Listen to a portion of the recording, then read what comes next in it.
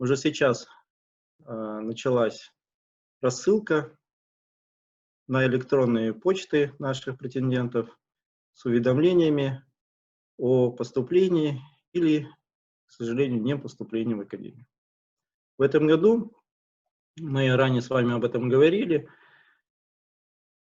у нас конкурс достаточно большой. На интервью записались и прошли 334 человека.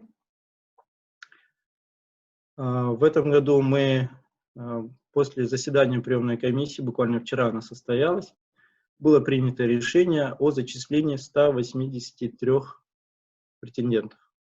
Из них 132 человека на государственный заказ, 120 из них это магистратура, 12 на докторантуру. И остальные это иные, это стипендии нашего партнера фонда Ханса Заделя, это гранты регионального хаба, и это иные источники, то есть финансируемые самими претендентами или их организациями. В этом году еще у нас есть дополнение к традиционным поступающим. У нас есть госзаказ, не госзаказ, а заказ местных исполнительных органов. Мы ожидаем 10 человек зачислить на специальную программу регионального развития по модульному обучению. Итог более чем оптимистичный. Приведу две цифры, чтобы сравнить, насколько прогресс мы наблюдаем. В том году на этап собеседования было допущено 185 человек. В этом году 344. Почти в 2 раза цифра увеличилась за счет того, что мы с ноября месяца в филиалах проводили точечную, интенсивную работу с претендентами, предлагали им pre-sessional курсы, мы предлагали им бесплатные курсы английского языка. И, наверное, это дало очень хороший результат. Если в том году у нас отсев с английского языка было 55%, то в этом году у нас отсев чуть больше 20%. Это очень хороший результат, это говорит о достаточной мотивированности наших претендентов, о достаточной подготовленности и о высоком желании обучаться в академии. Поэтому для нас это было и в количественном выражении вызов, и в качественном, то, что мы проходили, это все в онлайн-режиме. Для нас это был вызов, и мы констатируем, что этот вызов был полностью нами принят, и мы успешно завершаем этот прием. Я готов ответить на вопросы. Перед тем, как перейти на вопросы, я хотел бы сразу, пользуясь случаем, поблагодарить всех претендентов, которые принимали участие сначала с ноября месяца, интересовались нашими программами, участвовали в pre-sessional курсах, участвовали на курсах английского языка, участвовали в днях открытых дверей, наших инфосессиях, участвовали в наших прямых эфирах, следили за нашими видеодневниками. Мы благодарны. И еще раз хочу сказать, те люди, которые, к сожалению, в этом году не найдут себя в списке зачисленных, не переживайте, мы с вами будем и дальше работать. Ваши данные у нас будут сохранены. Мы вам будем предлагать несколько интересных вещей. Это и семинары, это и зачисление следующих pre-sessional курсах.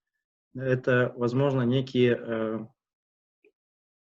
региональные, зональные семинары, которые мы вас будем приглашать и на бесплатной основе предлагать обучение какое-то. Но это я завесу тайны чуть-чуть открываю наших планов. Более точно, более конкретно мы вам расскажем уже лично вам, в личных ваших имейлах будем давать такую рассылку. Спасибо большое, Ерлан Куанышевич. Здесь уже вопросы начали поступать, и мы заведомо тоже вопросы собирали. Здесь какого характера есть вопросы? Очень многих людей интересует такой вопрос. Как вообще проходила система оценок, да? как происходил расчет оценок и какова система это была.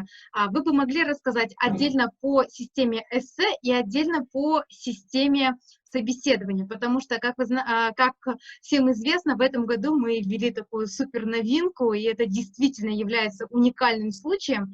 Это единственный вуз в Казахстане, да и можно сказать, наверное, на территории, на международном уровне, который ввел настолько прозрачную систему и открыл сразу доступ к результатам в личных кабинетах. Вот могли бы более подробно об этом рассказать? Спасибо большое. Да, действительно, в этом году мы ввели новый продукт, АПА Талантийский Z. С нашим партнером мы проработали эту платформу, основываясь на нашем опыте проведения президентского молодежного кадрового резерва. Личные кабинеты были не только у претендентов, где они видели свои баллы, могли заполнить свое резюме, заполнить профайл, увидеть, делать регистрацию на собеседование, выбрать дату, время. Но такие же кабинеты были для оценщиков эссе и для экзаменаторов, которые были на этапе собеседования. Каждый оценщик эссе, он видел закодированные, к нему поступало в кабинет закодированные письменные работы, и эти письменные работы приходили уже с проверкой на антиплагиат в системе Turnitin, где было показано, какой процент заимствования претендент допустил. Дальше при оценивании оценщик не мог выставить оценку субъективно. Он руководствовался четкими критериями, которые мы ранее писали на своих сайтах. Каждый критерий был обозначен дескрипторами. То есть, если мы говорили стратегическое критическое мышление, то дескриптором его, например, было, вот, скажем, 1, да, вот балл 1, это значит навыки анализа перспектив и рисков отсутствуют. А балл 5 было написано, что претендент демонстрирует навыки решения проблемы с использованием логического, системного, последовательного подхода, выражает альтернативные нестандартные мысли и так далее, и так далее. То есть все оценки были четко регламентированы. И оценщик, он не мог выбирать между 3 и 4, скажем, субъективно. Он должен был найти свою оценку в этих баллах. Если его оценка была ближе к 3 или 3, он нажимал только на 3. И у него было такое специальное окно, было 3 критерия на письменную работу, на эссе по специальности и план исследования. Это вот стратегическое критическое мышление, инновативность и управление инновациями, изменениями. И 3-й критерий было соответствие к академическому письму. И 4-е поле, которое он должен был заполнить самостоятельно уже, это комментарий. Без него он не мог закрыть оценочный лист. То есть для каждого претендента мы имеем комментарий оценщика. Это, во-первых, повышало ответственность самого оценщика. Во-вторых, мы в любой момент могли поднять его, посмотреть и с чем-то, ну, скажем, понять, почему он все-таки поставил ту или иную оценку. И эти комментарии нам помогли при, скажем, принятии решений, зачислений и зачислений, потому что оценщик мог написать, что данный кандидат не готов или он не показал такого результата, который ожидается, и так далее, и так далее. То есть достаточно такие комментарии мы очень скрупулезно потом смотрели. Второе эссе, мотивационное эссе, там критерии были сама мотивация, цели и задачи личностного карьерного роста претендента. И плюс навыки написания академического письма, потому что магистранты, докторанты академии, они будут писать у нас аналитические записки, работы, доклады, проводить исследования, анализ, поэтому для нас это очень важный критерий. И также у оценщика было такое окно комментариев, где он писал о готовности или неготовности, скажем, комментировал ту или иную свою оценку. На этапе собеседования у экзаменаторов они также заходили в свой личный кабинет. У каждого было свое расписание. Они видели, что, например, в 9:00 заходит там кандидат такой-то. Он видел профайл его, резюме при необходимости мог посмотреть, который загружал сам претендент в своем личном кабинете. И вот в таком формате, в видеоинтервью, он мог задать вопрос на 3 языках. И опять же,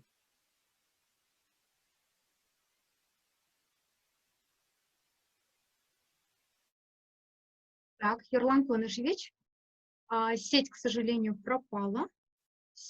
когда заходил на экзамен, он соглашался с пользовательским соглашением. Он говорил, что у меня хороший интернет, у меня хорошая связь, я правильно выбрал язык и так далее, и так далее. Он брал на себя очень много ответственности. И то же самое, оценщик то же самое делал. Он тоже говорил, что я понимаю, у меня есть пользовательское соглашение, у нас есть политика конфиденциальности и так далее, и что он должен оценивать согласно таким-то критериям. То есть обе стороны были проинформированы, проинструктированы, и как только они принимали это соглашение, они могли попасть уже в общий тот кабинет, где проходило вот это таинство. Спасибо большое, Ерлан Куанышевич. Здесь к нам поступают вопросы как раз-таки по эссе. Могут ли наши претенденты увидеть комментарии оценщиков к их эссе? Ну, в принципе, мы апелляцию не принимаем, мы принимаем апелляцию только технического характера. У нас были случаи, когда во время проведения собеседования отключалась связь и так далее, что-то было со звуком, терялся, и мы давали им возможности в другой день или в другое время пройти заново это собеседование. Но скажем, с контентной частью апелляции не принимаются. Я единственное, что хочу сказать. А насчет ознакомления, думаю, что это мы можем сделать, но, опять же, у нас есть политика конфиденциальности. Оценщики, когда давали оценку, и мы с ними заключали договора, мы им говорили, что ваши оценки для повышения объективности, они будут только для служебного пользования. Поэтому в крайнем случае, при каких-то разбирательствах, там, несогласии и тому подобное, мы готовы это сделать, показать это все сделать. Но у нас есть курирующие органы, администрация президента, агентство по делам государственной службы. У нас есть партнеры, Министерство иностранных дел, которые курируют программу международных отношений. У нас есть региональный хаб. У нас есть много партнеров наших, которым и Академия дорожит своей репутацией. И они видели, как мы это работаем, как мы обрабатываем эту информацию. Они сами были участниками этого отбора. Я вам замечу, что в составе комиссии, каждой комиссии был представитель от администрации президента и от агентства по делам государственной службы. В обязательном порядке. Плюс к этому у нас были ответственные работники с Министерства национальной экономики, с акиматов на уровне замакимов областей и городов. Это МИД, Совет безопасности. У нас были партнеры с корпоративного сектора, Атамекен, КИСИ, НПО. У нас были think tank, Талап. То есть достаточно серьезная была аудитория. У нас нет основания им не доверять. Но если претендент все-таки настаивает на что-то, ну, где-то он что-то недоволен, мы готовы показать ему, но у нас должно быть для этого хорошее основание. Спасибо большое, Ерлан Куанышевич. Мына жерде бізге мындай бір комментарий келіпті, неге қазақ тілінде жауап бермейсіңдер деп. Құрметті біздің қатысушылар, сіздер қазақ тілінде, мемлекеттік тілде сұрақтарды қойсаңыздар, біз әлбетте біз қазақ тілінде әрине сіздерге жауап береміз. Қазіргі уақытта орыс тілінде сұрақтар қойылып жатыр, сондықтан орыс тілінде жауап беріп жатырмыз. Ну и переходя к следующему вопросу по поводу того, как проходила оценка, здесь был такой вопрос. Почему комиссия при собеседовании не показывали свои лица на экране в системе Талантист, когда это было обязательным условием для поступающих, для претендентов? Для претендентов это условие обязательно для того, чтобы идентифицировать самого претендента. Мы должны понять, что мы собеседуем именно того, кого мы хотим, ну, кто подал заявку. Это идентификация. А идентифицировать наших оценщиков не надо было, потому что мы сами, у нас был технический секретарь, который допускал их, и у них были личные кабинеты, которые мы сами им открывали. То есть другой человек не мог заходить. И, наверное, были разовые случаи такие, как я видел несколько отрывков видео, там были лица. Я не могу сейчас четко сказать, что этого нельзя было делать. Наверное, были причины у членов комиссии какого-то. Для них это было не обязательно. Для претендента обязательно для идентификации. Спасибо большое, Ерлан Куанышевич. И здесь переходим плавно к вопросу о том, по какой системе и каким образом рассчитывалось оценивание, то есть как происходил расчет. И здесь, потому что задали уже 3 или 4 вопроса по поводу того, какой был проходной балл в этом году. Ну, давайте начнем сначала. Как происходило оценивание? Эссе, письменные работы оценивали минимум 2 оценщика, которые не знали самого кандидата, то есть так как работы были закодированы. Они поступали рандомно, в случайном порядке каждому из оценщиков, и их баллы, каждый оценивал по 3 критериям. По 3 критериям каждый из оценщиков оценивал по 3 критериям. Средний балл по 3 критериям попадал в личный кабинет. Потом, когда второй оценщик оценивает, его средний балл тоже попадал в личный кабинет, и тогда уже происходило среднеарифметическое по 2 оценщикам, может быть, по 3 при других. Поэтому какое-то изменение возможно было. Но процедура достаточно прозрачная. Почему я на этом настаиваю, на этом слове? Потому что сразу же автоматически данные оценки были видны в личном кабинете у претендента. То есть он мог отслеживать. Хуже было бы, если бы мы оценивали бы сегодня, а дали бы оценку, скажем, через неделю. Наверное, это было бы несправедливо и было бы больше вопросов. Но претенденты получали оценку в течение 10 минут по собеседованию, а оценка эссе была в то же время, как оценивал сам оценщик. И второй вопрос, Агрике, часть вопроса была... Проходной балл. По проходному баллу. У нас нет понятия проходной балл, потому что мы, как известно, у нас имеется 120 госзаказ грантов от бюджета на магистратуру и 12 на докторантуру. У нас было простое ранжирование по набранным итоговым баллам от максимума к минимуму, отдельно по докторантуре, кто подал на госзаказ, и на магистратуру, кто подал на госзаказ. И первые 12 человек, которые показали наилучшие результаты, они будут зачислены в академию. А в магистратуре первые 120 человек, они будут зачислены в магистратуру по госзаказу. Но чтобы вы сейчас уже, наши претенденты уже получают рассылки на электронные адреса, которые они указывали в своих заявках. И могу уже сейчас сказать, что в этом году сложилось на докторантуру чуть больше 80% из 100, в магистратуру чуть больше 70% из 100. Это вот тот пороговый балл сложился в этом году, но это не обязательно и не установленный ранее порог. Спасибо большое. И тут еще один вопрос по поводу оценивания. Здесь пишут такие вопросы, как у кого-то оценивало 4 человека, 6 человек. Какое максимальное количество оценщиков должно было быть на собеседовании? И почему-то у кого-то 4, у кого-то 6, у кого-то 7, да, возможно. И как отсюда будет высчитываться балл? Да, и к этому же вопросу еще был один вопрос, почему у некоторых претендентов изменились баллы за выходные дни.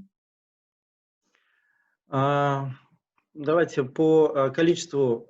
Согласно технологии проведения собеседования в Академии принято, что комиссия должна состоять не менее из 5 человек. Кворум считается комиссией состоявшимся, когда есть половина участников, больше, чем половина участников.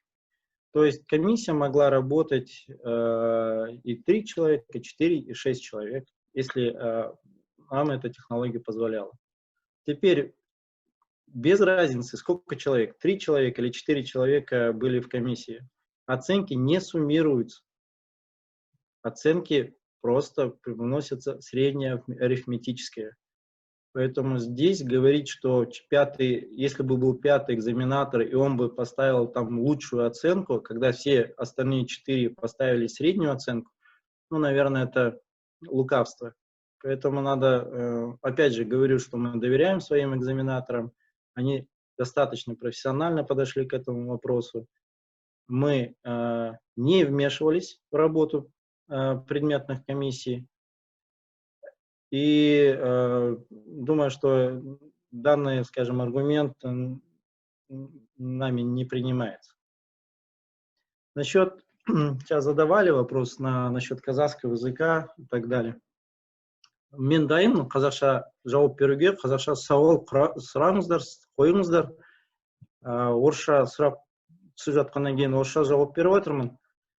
Енді қазақ мемлекеттік тіл бойынша айтып кетейін деп едім. Бізде 334 үміткердің ішінде 280-і ресми қазтесті өтті.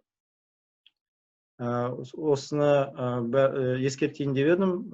Жалпы бұл тест еркін түрде жүргізілді. Бұның бағасы ешқайда қосылмады. Бұның нәтижесі бізді өте қуантырды. 70%-дан жоғары біздің үміткерлер Б1-ден жоғары деңгейді көрсете білді. Бұл дегеніңіз жалпы біздің оқуға түсетін үміткерлердің мемлекеттік тілді деңгейін айтарлықтай жақсы меңгергенін көрсетті. Соны біз қуантырды. Соны бір қосымша ақпарат айтайын деп едім. Мына жерде тағы да ендеше бір сұрақты қойып жіберейін. Комиссия мүшелері біреуге 5 адам, 3 адам бағалады дейді. 5 адам бағалаған адамдығы көп болады ғой дейді. Ал 3 адам бағаландығы аз шығып қалмай ма? Осыған жауап берсеңіздер деп Сүлеймен Тілепов деген осы бір претендент бізге сұрақ қойып жатыр екен. Және екінші сұрақ, осыған жауап берсеңіз. Тағы да ескертіп айтайын. Бұл бағалар емтихан қабылдаушылардың санына байланысты емес, өйткені бар бағалар орташа арифметикалық есептелді. Әрбір емтихан алушы, әңгімелесу жүргізген сарапшы, ол өз бағасын ғана көрді, өз бағасын ғана қойды. Ешкіммен талқылаған жоқ, ешкіммен ақылдасқан жоқ. Ол сіз әңгімелесу біткеннен кейін 10 минуттың ішінде ол баға қою керек болды және комментарий жазу керек болды. Сондықтан қосымша адамдар келсе, олар менің бағам басқаша көтеріледі деген сөз, бұл жаңсақ пікір деп ойлаймын.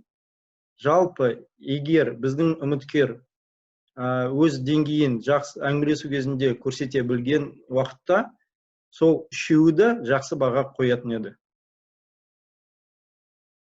Егер біздің үміткер сол әңгімелесу кезінде өз ойын толық аша алмаса, сол кезде өз ойын дұрыс жеткізе алмаса, сол кезде дұрыс талдау жүргізіп, дұрыс мағлұмат бере алмаса, ол енді үміткердің назарына деп ойлаймыз, ол сұрақ сол жаққа. Біздің тарапқа бұл сұрақты қойып қажеті жоқ сияқты. Сонымен бірге біз енді өзімізге шаң жолатпайын деп жатқан жоқпын. Егер ондай фактілер бар болса, біздің енді қарадық бағалардың бәрін. Жалпы әрбір комиссияда бір деңгейде бағалар қойылған. Ешқандай комиссияда біреу 5 қойып, біреу 1 қойып, біреу 2 адамның, 5 адамның, бағалаған 5 адамның 2-і 5 қойып, қалған 3-і 0, 1 қойған ондай жоқ. Біздің көргеніміз бір деңгейде бағаланды. Өйткені неге бағаланды? Өйткені критериялар болды және дескрипторлар болды. Олар одан аса алмады. Сосын комментарий жазу керек болды. Ол дегеніңіз, өзіңізге жауапкершілік алды олар. Біз олардан талап еттік соны жазуға. Сондықтан біз оларға қалай сенсек, сіздер де бізге солай сенуіңізді сұраймын. Спасибо большое. Возвращаясь к баллам. Здесь прозвучало несколько вопросов по тому, какой был высший балл, какой был низший балл, какой средний проходной балл. И еще такой вопрос от девушки Гультау. А если одинаковые баллы, учитывая, что выбирают первых 120 человек, тогда как вы выбираете, когда у людей одинаковый балл?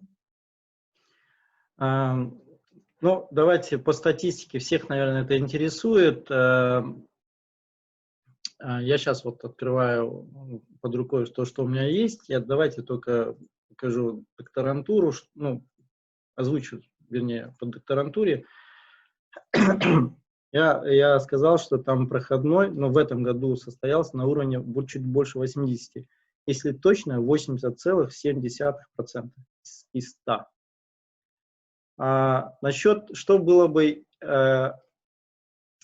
если были одинаковые баллы, скажем, у 12 человека и у 13 человека. Мы такую одинаковость не увидели в этом году, но если бы это было, согласно технологии у нас и правилам приема, мы бы смотрели на итоги собеседования. То есть у кого при равенстве баллов, итоговых баллов собеседования было бы выше, он был бы на строчку выше, чем другой претендент. Это описано в технологии. Спасибо большое. Я думаю, что мы ответили на этот вопрос. Здесь такого характера вопрос. Мына жерде эссе туралы жазып жатыр екен. Биыл түсе қалмасақ осы академияға осы жылдың эсселерін келесі жылы тапсыруға бола ма деген. Менің ойымша қайтып оны тапсырып керек жоқ, өйткені сіздің эсселеріңіз Turnitin базасында қалды. Келесінде тура осы бізге жіберсеңіздер, біз бұны қате деп машина жаңағы плагиатты тексеретін бағдарлама бұны қате деуі мүмкін. Сондықтан 500 сөзді қайта жазу қиындыққа соқпас. Оның ішінде бір жылдың ішінде сіздің өміріңізде үлкен өзгерістер болуы мүмкін. Өзіңіздің ішіндегі құзыреттіліктеріңіз өзгеруі мүмкін, құндылықтарыңыз өзгеруі мүмкін. Сондықтан ой-өрісіңіз өзгеруі мүмкін. Сондықтан қайтып соны тіркей салу деген мен ойлаймын, ол дұрыс емес шығар. Онда да екінші жылы осы нәтижені көргеннен кейін біздің жаңағы филиалдарымызда, академияда болатын дайындық курстарына барып, эсселерді жазу тәртібі қалай, бұны академиялық жазудың ерекшелігі қандай екен бәрін осы курстарға жазылсаңыз, жазылғаннан кейін қайта жазсаңыз, оған жақсы болатын еді. Сапасын әжептәуір көтеретін еді деп ойлаймын. Рахмет сізге, Ерлан Қуанышұлы. Здесь еще такой вопрос. Возможно ли учиться и работать по двухгодичной магистратуре? Указано, что с отрывом от производства. Но могут ли быть исключения? Можно ли это как-то включить в договор? Магистратура у нас очная. У нас есть без отрыва от производства только годичная программа государственное управление, МПМ, и региональное развитие, МРД. Все остальные программы у нас очные. Я понимаю, наверное, скорее всего, этот вопрос задает человек не с государственной службы, с частного сектора, который платит за себя. Но правила Академии таковы, что вы поступаете на очное обучение и будете руководствоваться нашей академической политикой, где написано, что 15 часов отсутствия на обучение – это автоматическое отчисление. То есть мы за это будем тоже очень сильно следить. И поступление, само поступление не гарантирует окончание академии. Поэтому я понимаю, что вы хотите совместить обучение и работу, но тогда, наверное, надо выбрать было другой вуз и другое учреждение. От этого же претендента, вот ее зовут Алтынай Болгабаева, вопрос такой, что а если работодатель не возражает, и она является государственным служащим, это вот та претендентка, которая задавала вот этот вопрос по поводу совмещения. Если вы государственный служащий, то в случае вашего поступления мы будем заключать трехсторонний договор между Академией, государственным органом и вами, где будут описаны все обязанности и права всех трех сторон. И обязанности вашей стороны, как обучающейся, будет обучение, а обязанность государственного органа – направление на обучение, как учебный отпуск. И сохранение за вами рабочего места после окончания. Наша обязанность – это качественное обучение и содействие вашему профессиональному развитию в будущем через развитие компетенций. Спасибо большое. Ерлан Куанышевич здесь задает вопрос, видимо, некоторым еще не пришли письма, которые рассылают сейчас наши сотрудники приемной комиссии. Здесь вопрос такой, почему не выставляете на сайте список тех людей, которые поступили в этом году на обучение? Он у нас на сайте его не будет, у нас будет приказ о зачислении в этом году. Он сейчас, так как вы уведомление получаете, значит, он уже подписан, на стадии подписания. Получается, что список поступивших можно будет узнать потом, не знаю, для чего эта информация нужна. Каждый претендент будет знать. Не все претенденты хотят увидеть, скажем, в числе, чтобы другие увидели, что он не поступил в этом году. Может, человек не хочет это афишировать. Мы должны уважать его право, его конфиденциальность, его, скажем, нежелание.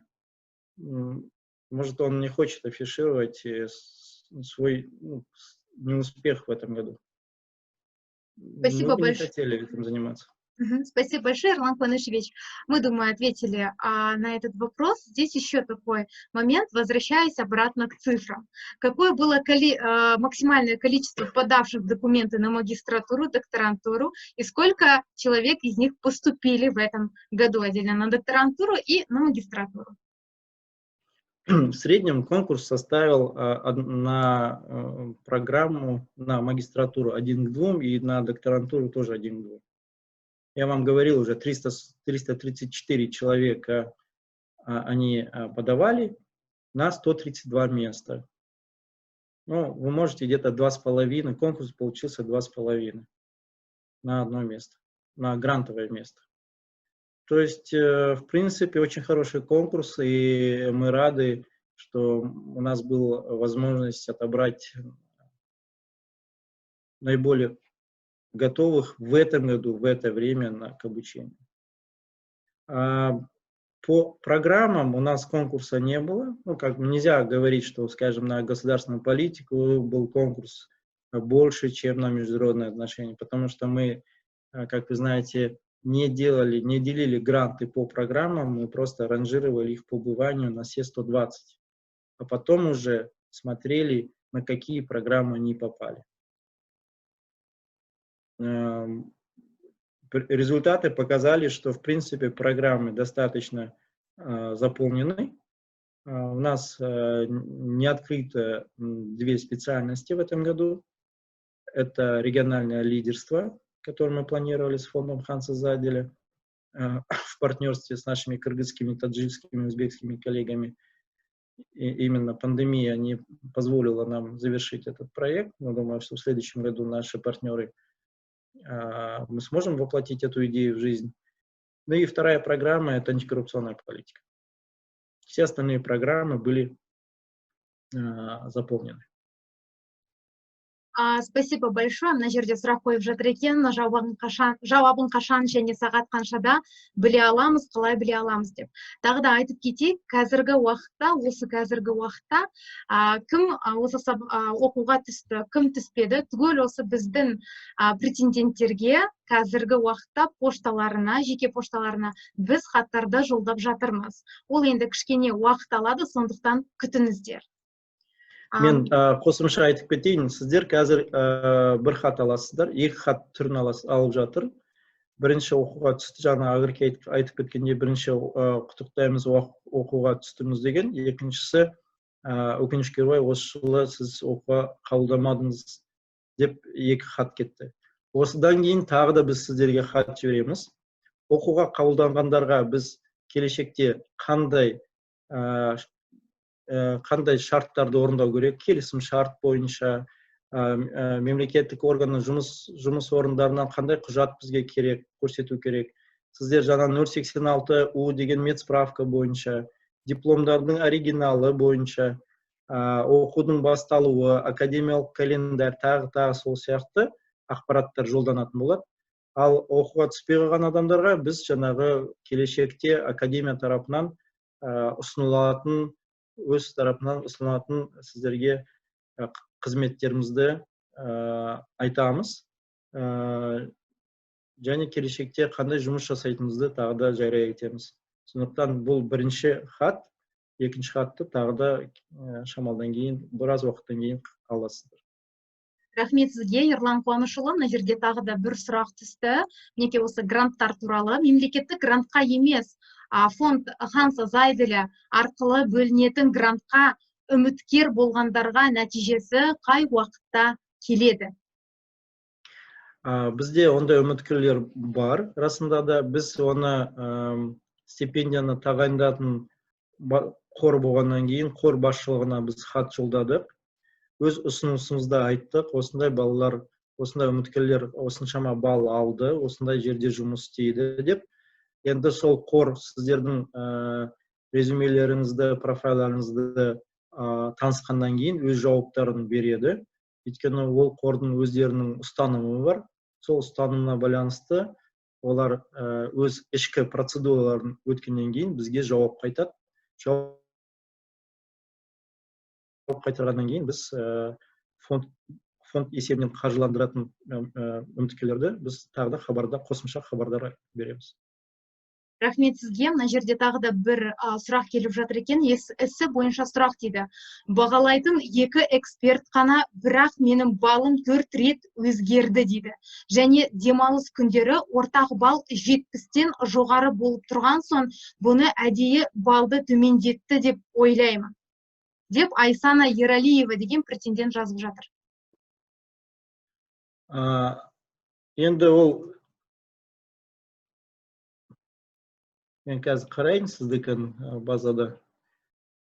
Жеке өзіңіздің жаңағы кейсіңізді бізге көрсетіңіз, көрейік. Біз әдейі төмендетті деген сіздің жаңағы уәждеміңізге біз келіспейміз.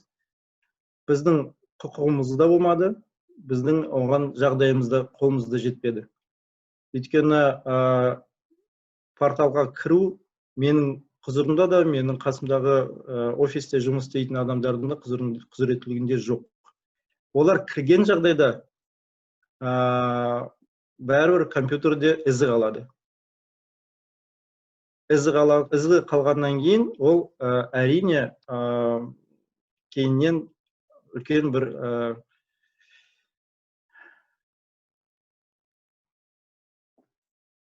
это большое разбирательство по-хорошему. Но қазіргі ақпарат бойынша апа Талантиз KZ сайтының платформасын құрып тұрған Талантиз компаниясының ақпарат бойынша ешқандай сырттан, ешқандай бөгде, ешқандай оқылық немесе ешқандай сырттан өзгерістер енгізілмеді. Бұл автоматты түрде жүргізілген нәрсе болғандықтан, бұл уәждемеге мен келіспеймін. Бірақ жаңағы сіз айтып жатқан ақпаратты тағы бір тексеріп көрейік. Сізге хабар береміз. Осы қазір аты жөніңізді айтты, сол аты жөніңіз бойынша сізге хабарласып, бәрін айтып береміз. Көтеріп. Айсана, сіз эфирден кейін бізге жазсаңыз, Инстаграмда дайректте немесе біздің осы көрсетілген нөмірлерге. Тағы да бір сұрақ келіпті Ерлан Ахметжановтан. Әңгімелесу кезінде емтихан қабылдаушылардың субъективті баға қоймасына қандай кепілдік бар? Неліктен әңгімелесу кезеңіне апелляциялық шағым қабылдамасқа? Алдында да айтып кеттім мен, емтихан қабылдаушылар, олар субъективті баға қоймасы үшін біз критерияларды алдын ала жасақтап қойған болатынбыз. Әрбір критерияның өзінің дескрипторлары болды. Мен оны дұрыстап, енді жай сөзбен түсіндіріп көрейін. Мысалы, мынандай критерий болды. Стратегиялық ойлау. Стратегиялық ойлау бір дегеніміз ондай құзыреттілік жоқ. Екі дегеніміз ондай құзыреттілік шамалы бар, бірақ толық оны жетілдіру керек. Үшінші, орташа деңгейде. Төртінші, оның құзыреттілігінің кезінде аргументтері көп болды, көп нәрселерді айтты. Тағы да 5 дегеніміз ол былай-былай деп жазылып қояды. Сонда бағалаушы сол 5-еудің ішінен өзі таңдап алады. Қайсына келеді деп. Соны таңдағаннан кейін ғана барып баға түседі. Ол өзі мен бала маған түрі ұнамайды, немесе менің бүгін көңіл күйім жоқ деген сияқты ол болмайтын нәрсе. Оны бұған біз келісе алмаймыз. Ал енді неге апелляцияға қабылданбайды деген сөз, ол апелляция қабылдау мүмкін бізге. Өйткені біз видеоны көре аламыз, комментарияларды шығара аламыз. Бізде бәрі жазылған, уақыты бар, комментариялары бар, аудио-видео жазбасы бар. Бірақ біз сол комиссияға өз бір құзыреттілік бердік қой. Мен жаңа айтып отырмын, комиссияның құрамында құзырлы мемлекеттік органның мемлекеттік қызметшілері, басшылары болды. Біз оларға сенбеуге Рахмет сізге, Ерлан Қуанышұлы. Здесь уже поступает, возможно, люди, которые сейчас задают эти вопросы, возможно, уже получили долгожданные письма о том, что они поступили, и уже беспокоятся о том, как будет проходить обучение в новом учебном году, и вопросы такого характера. Мы, получается, работаем до сентября, в случае, если поступаем, и в сентябре приступаем ли мы к учебе, и как будет обучение в нынешней ситуации, дистанционно или это будет в формате офлайн? Ну, во-первых, я поздравляю, если вам пришло такое сообщение, поздравляю с поступлением. Для вас это будет вызов, для нас это будет некое интересное путешествие в следующем учебном году. До 31 августа вы находитесь на рабочем месте. До 31 августа нам необходимо провести определенную процедуру, заключить договора, проверить ваши дипломы, получить вашу справку. Все, что вы делали в скан-версии, нам нужно будет показать оригиналы. Нам надо будет продумать как это сделать. Если вы в городе находитесь, то так. Если нет, то мы можем связаться с нашими филиалами, чтобы вы показали им, и они идентифицировали оригинальность того или иного документа. Второе, на вторую часть вопроса. С 1 сентября начинается учебный год. Мы сейчас проводим консультацию с акиматом города Нур-Султан, с Министерством образования и науки, с нашим уполномоченным органом, Агентством по делам государственной службы о формате обучения. Мы готовы и на онлайн обучение. Как известно, мы с марта месяца это уже делали, проводили успешно и не только обучение, но и защиту магистерских проектов, докторских диссертаций. То есть технические и профессиональная подготовленность у нас есть. Конечно, хотелось бы все это было, чтобы офлайн, в скором, чтобы побыстрее мы вернулись в аудиториях на живую беседу, но все будет зависеть от эпидемиологической ситуации в стране. Поэтому мы где-то в середине августа сможем вам ответить на этот вопрос, как мы будем обучаться. Мы готовы и на вариант онлайн-обучения, и на вариант офлайн-обучения. Нам просто надо будет теперь согласовать тот или иной вариант с нашими основными стейкхолдерами, и мы вас обязательно повестим. Спасибо большое, Ирлан Куанышевич. Здесь поступило несколько вопросов по поводу английского языка. Вот все сдавали английский язык, и он был у нас обязательным при поступлении в Академию госуправления. И вопрос первый. Он оценивался ли при собеседовании, то есть как-то он в дальнейшем повлиял на конкурсный отбор? И если он не повлиял, хотя я это ответила нашим претендентам, почему тогда вообще изначально мы его требовали? Английский язык не влияет на оценку. Оценка состояла из двух компонентов. 30% это была письменная работа, удельный вес, 70% это было собеседование. Тест английского языка это было просто допуск к собеседованию. Это требования Министерства образования и науки. Все вузы, принимающие на послевузовский уровень, они должны сдавать английский язык. Теперь вторая часть вопроса, зачем мы это сделали, как это будет учитываться.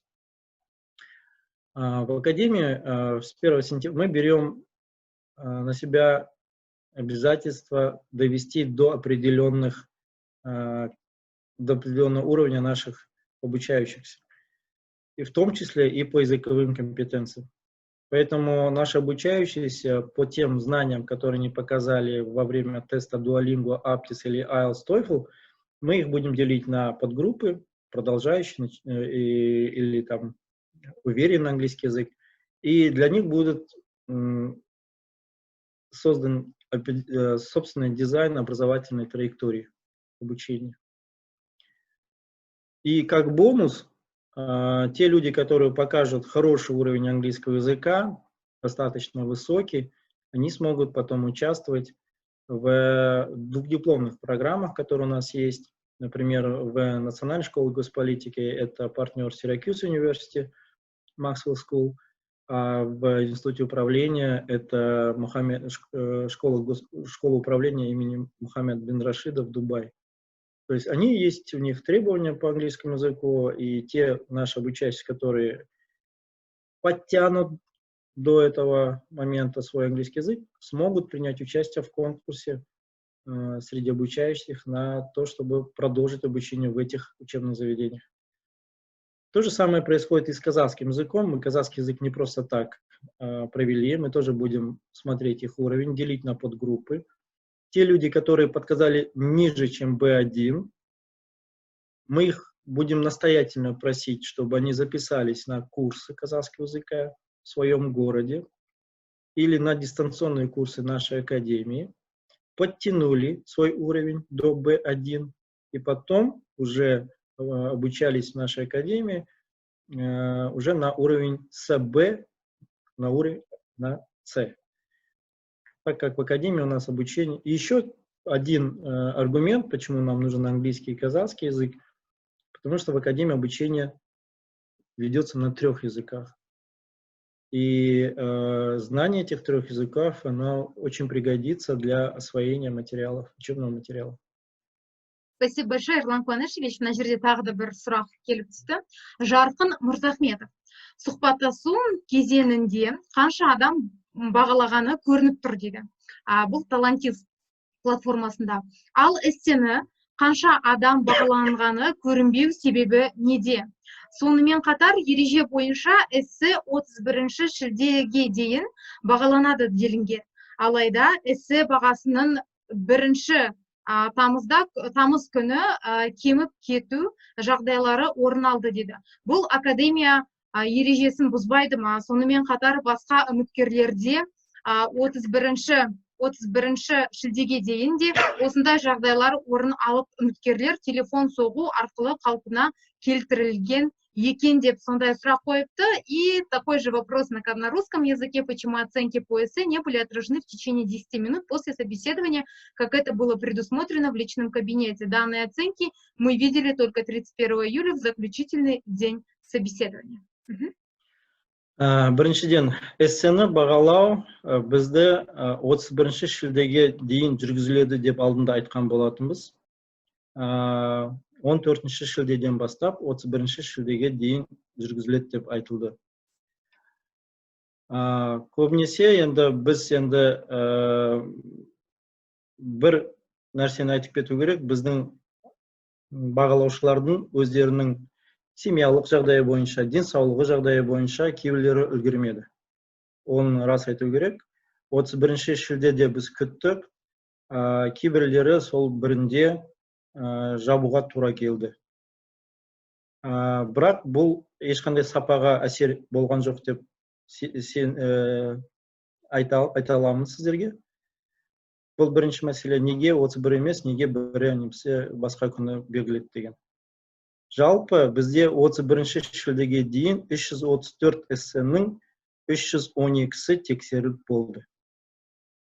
Қалғаны үлгермей қойған, кезінде көрмей қойған, немесе оқып, бірақ бағалай алмаған бізде сарапшылар болды. Біз оларға телефон арқылы хабарласып, тағы да ескертіп, айттық. Олар сол ескерту алғаннан кейін өз бағаларын қойды. Екінші, сіздің сұрағыңыздың екінші бөлігі: неге эссенің бағалаушылардың саны көрсетілмеді деп көрсетілген. Біз енді бұны кем дегенде 2 адам деп айттық. Оны біз осы жыл емес, келесі жылы енгізілетін шығармыз. Бұл да ақпарат керек, қажет болса, біз оны келешекте қолданатын боламыз. Бірақ бұл тағы да бұл тазалыққа немесе басқа бір нәрсеге ешқандай әсер еткен жоқ. Насчет, на русском вопрос был, Агрикия, напомните, пожалуйста. Он был аналогичный. Почему оценки по эссе не были отражены в течение 10 минут после собеседования? Как это было предусмотрено в личном кабинете? Данные оценки мы увидели только 31-го, заключительный день. Оценки по эссе оценивались после того, как оценщик ставил свои баллы. Они не должны были через 10 минут после собеседования. Это другой этап. Оценивание письменных работ – это этап, который был удельный вес, имел 30%. Он велся с 14 июля по 31 июля. А само собеседование проходило именно в те даты, которые вы резервировали дату и время.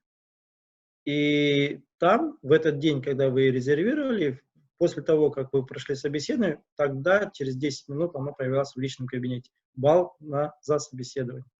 Но балл за эссе, оно появлялся с 14 по 31 июля. Спасибо большое. Тут еще один вопрос поступает. Мирей Мейірбеков. Мемлекеттік гранттар барлық программаға бірдей бөлінеді ме дейді. Әлде жыл сайынғы тапсырушылар санына талдау жүргізе отырып пропорционалды түрде бөлінеді ме? Мысалы, дипломатия институтына тек сыртқы істер министрлігі қызметкерлері және мемлекеттік органдардың халықаралық жұмыстар бойынша қызметкерлері, олар да көп емес, ғана қатысады ғой дейді. Бізде әрбір бағдарламаға грант бөлінбейді. Жалпы академияға 120 магистрлік орын грант және 12 докторлық грант беріледі. Біз өз бағдарламаларымызды үміткерлерге ұсынамыз. Егер үміткерлер жаңағы өз құжат тапсырған кезде бағдарламаларды таңдаған сайын біз көріп отырамыз, қандай мамандыққа көп қызығушылық танып жатыр біздің үміткерлер. Мен жаңа айтып кеткендей, біз осы жылы 2 мамандықты ашпадық, өйткені үміткерлер саны аз болды, немесе олар жаңа белгіленген межені бағындыра алмады. Ол жаңағы өңірлік көшбасшылық және сыбайлас жемқорлыққа қарсы саясат деген 2 бағдарламаны біз ашпадық. Осы себептен. Экономикаға немесе халыққа қатынастарға нақты 10 адам немесе 15 адам аламыз деген бізде ондай жоспар жоқ. ол сіздердің үміткерлердің талаптарына байланысты жасақталады.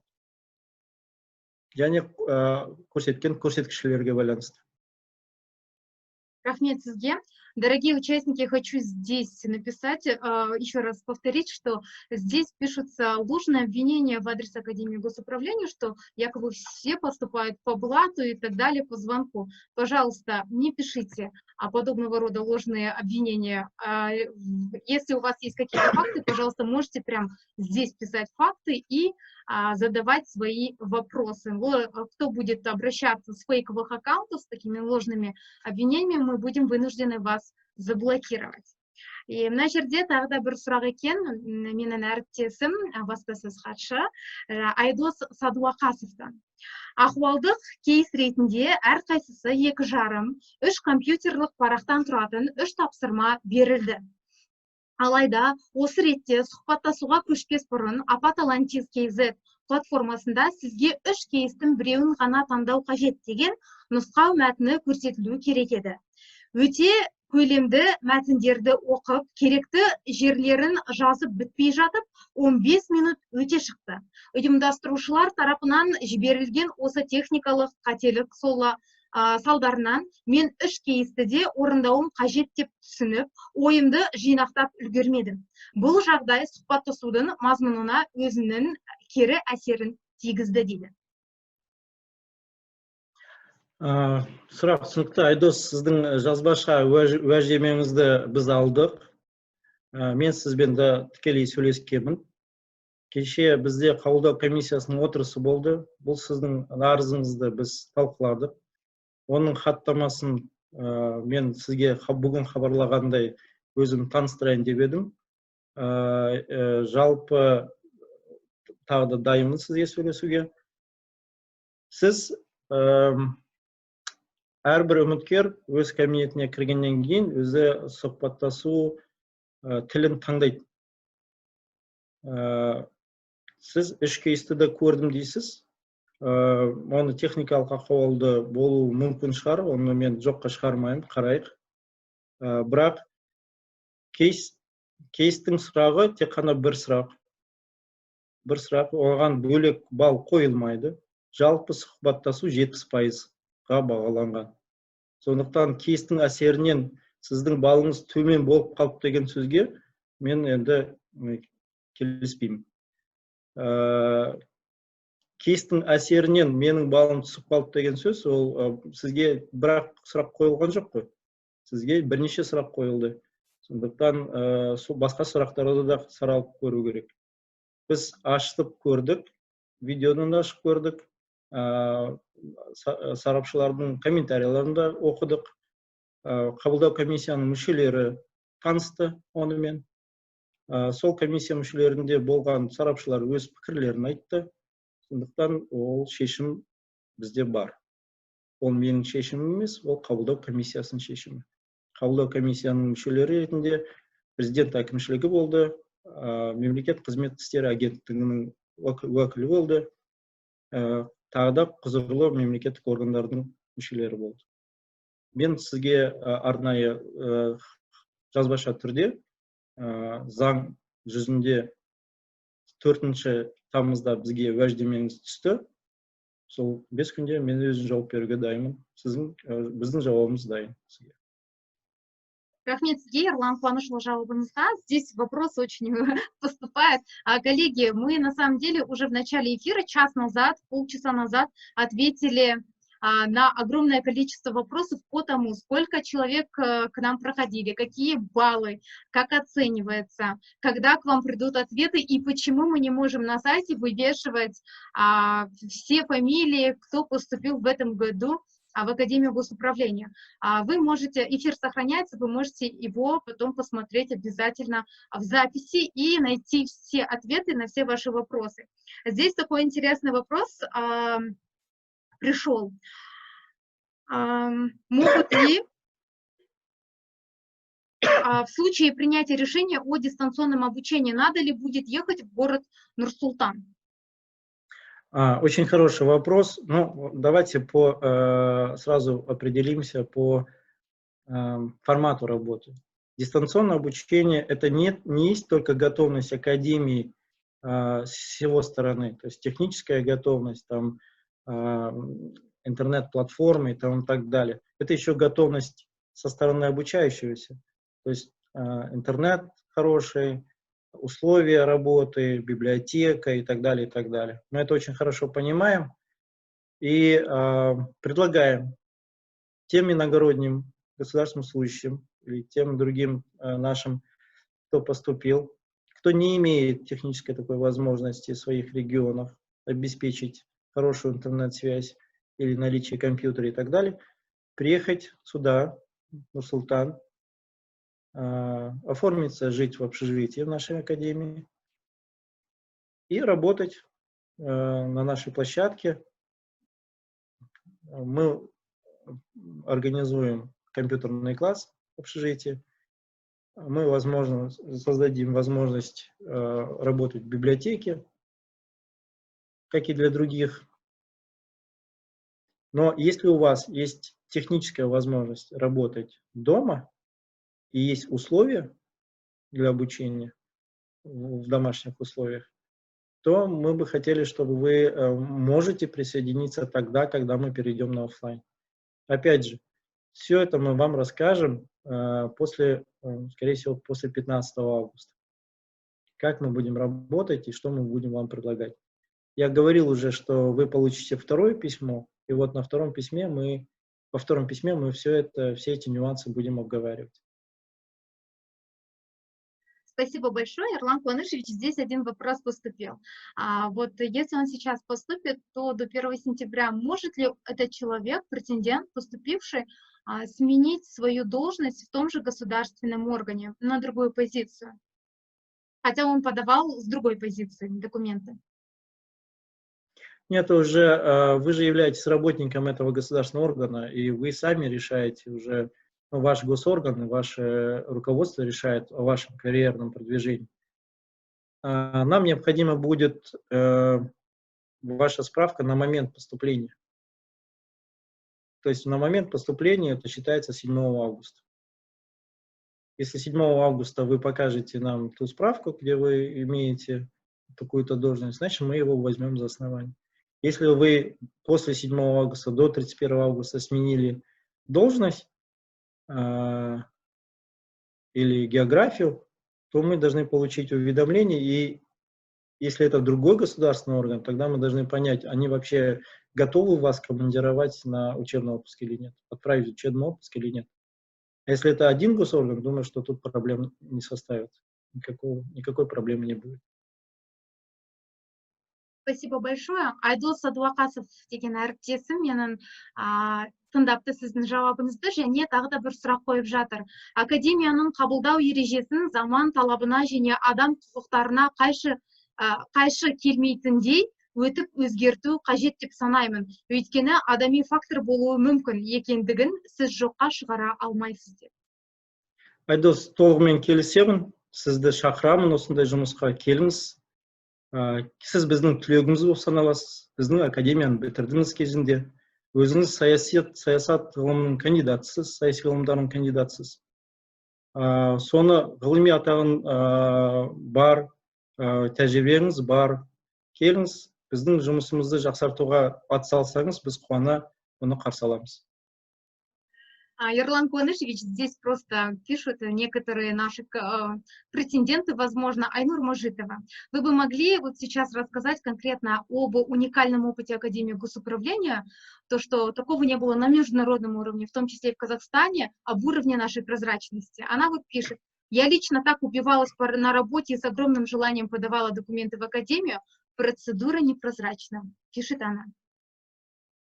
Айнур, в чем выражается вот ваша уверенность, что процедура непрозрачна? Если это на субъективном основывается, на вашем субъективном мнении, я готов с вами поговорить и показать, как это делается. Но поверьте, что это не решение ректора или не решение приемной комиссии Академии. У нас очень много контролирующих органов в лице администрации президента, агентства по делам государственной службы, которым мы подотчетны. И каждый наш шаг, каждая наша процедура с ними согласовывалась. Более того, мы проводили 3 заседания приемной комиссии, где мы отчитывались по своей деятельности. И так как они заинтересованы оба в качестве и в прозрачности, мы не смогли бы их как бы обмануть. Поэтому это, думаю, что голословное обвинение с вашей стороны, может быть, оно основано на каком-то субъективизме, но если у вас все-таки есть какое-то сомнение, пожалуйста, напишите. Я готов с вами отдельно встретиться в таком формате, в видеоформате при необходимости и все объяснить. Мы открыты, мы не закрыты, мы готовы каждого услышать. Более того, и мы не говорим, что у нас все, скажем, все процедуры прошли идеально. В условиях карантина вы посмотрите, насколько вузы быстро переориентировались, некоторые вузы переориентировались на этот формат. Кто успел, а кто не успел еще это сделать. И давать оценку, наверное, преждевременно. Мы знаем, над чем нам надо работать, и мы знаем, что бы мы хотели добавить в следующем году. Например, казахский язык. Мы бы хотели, чтобы он был бы обязательным, оцениваемым компонентом отбора. И это, наверное, уже будет веяние времени, поэтому мы сделали свой тест.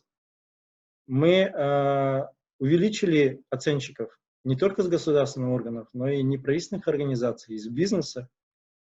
Например, на специальность HR, управление человеческими ресурсами, мы пригласили специалистов HR-компаний, крупных компаний, которые оценивали того или иного кандидата. Опять же, у нас нет оснований не доверять им.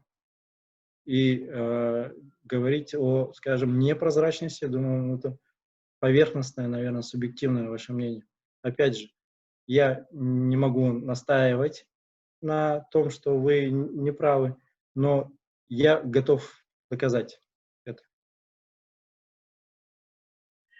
Спасибо большое. Эрлан Куанышевич, здесь Айдана Исалиева пишет: ура, я зачислена, спасибо. Мы вас искренне поздравляем с зачислением. Да, мы хотим сказать, что вне зависимости от того, вы поступили или не поступили, всем претендентам, которые проходили этапы собеседования, ко всем придут на почту письма о том, что вы либо зачислены, либо нет. Независимо от оценок, моих лично выражаю огромную благодарность коллективу Академии Госуправления. Не растерялись, все провели на высоком уровне, пишут нам наши благодарные зрители и в том числе и претенденты. Коллеги, еще раз отвечаем, что мы на все вопросы ваши ответили выше. Мы уже сидим в эфире больше часа, час 10 минут. Поэтому я здесь думаю, что мы должны уже завершать ответы на вопросы, раз уже начали приходить письма о том, что поступили или нет. Эрлан Куанышевич? Ну, да, время пролетело, была очень откровенная, открытая беседа. Я хотел бы еще раз претендентов этого года поздравить и поблагодарить за участие. Благодаря вам мы смогли создать такую платформу, благодаря вашим ожиданиям и амбициям мы смогли улучшать наши процессы. Благодаря вам мы смогли отобрать наиболее подготовленных в этом году, но прошу не переживать тем, кто в этом году не смог поступить в нашу академию.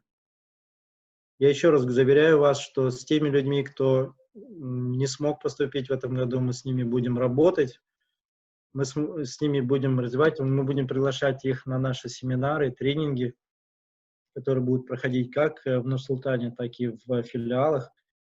С вами все это время работали наши директора филиалов, работники филиалов, они и дальше будут вас сопровождать при необходимости, если, конечно, ваше желание такое будет. Мы готовы дать вам ресурсы академии, приглашать на какие-то гостевые или там в онлайн-формате какие-то мероприятия. В любом случае, мы благодарны за тот опыт, который вы нам дали, и этот опыт будет только нам на пользу. Мы будем совершенствовать все наши внутренние процессы. Мы уже видим, как в следующем году мы будем проводить отбор 2021 года. И все ваши пожелания, рекомендации, замечания, они для нас очень важны. В скором времени вы получите все анкеты, опросник, где вы сможете дать обратную связь, оценить нашу работу, работу платформы, работу наших сотрудников, работу руководства Академии и так далее, и так далее. Я бы хотел вас попросить серьезно отнестись к этому опроснику, анкете и помочь нам совершенствовать наши внутренние процессы. Пользуясь случаем, еще раз хочу поблагодарить сотрудников Академии, которые денно и ночно занимались этим вопросом. Мы с ноября месяца 2019 года провели очень большую работу на местах, филиалы, сделали очень много. Мы впервые в этом году Академия запускает 2 модульные программы без отрыва от производства. Впервые мы сделали свой тест на выявление уровня казахского языка. Впервые мы сделали это все процедуры в онлайн-платформе, разработанной нашим партнером. Впервые мы можем оценивать наших кандидатов в условиях удаленной работы. Очень много было вызовов, очень много было изменений.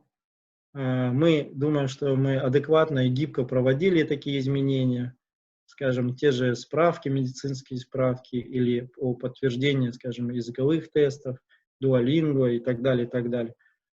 Мы всегда были, скажем, клиенториентированными. Думаю, что эта благодарность в первую очередь заслуживает команда Академии. Большое спасибо нашим работникам, которые отвечают за коммуникации, людям, которые создавали контент, видеоконтент, чаты, мессенджеры, отвечали оперативно, как на сайтах, так и на социальных сетях, которые создавали этот контент.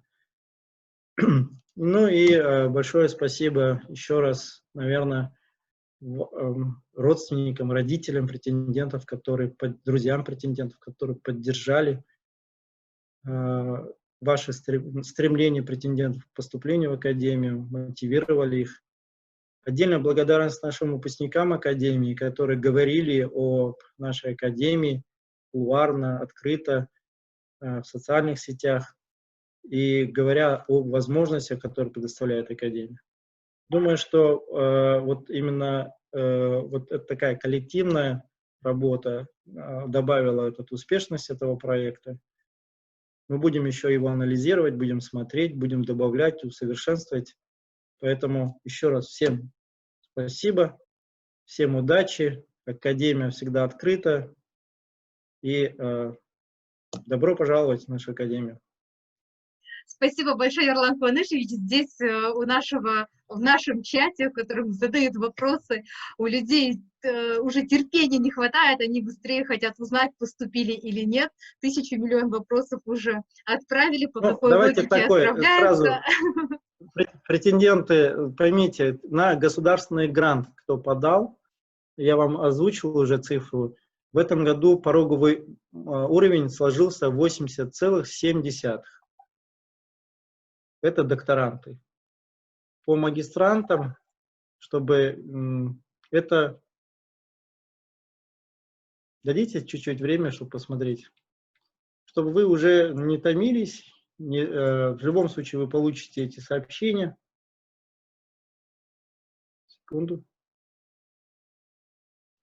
Коллеги, если у вас будут какие-то вопросы еще, на которые, возможно, мы в ходе эфира не ответили, либо у вас появится после того, как вы посмотрите запись этого эфира, вы в любой момент можете написать нам в мессенджере. Не в комментарии, пожалуйста, напишите в мессенджер, чтобы мы точечно проработали вопрос каждого из вас. Можете написать в мессенджер нашего Инстаграма, либо же Фейсбука, либо у нас работают номера телефонов нашей приемной комиссии. Спасибо большое, Ерлан Куанышевич. Ну, по магистратуре пороговый, скажем, нижний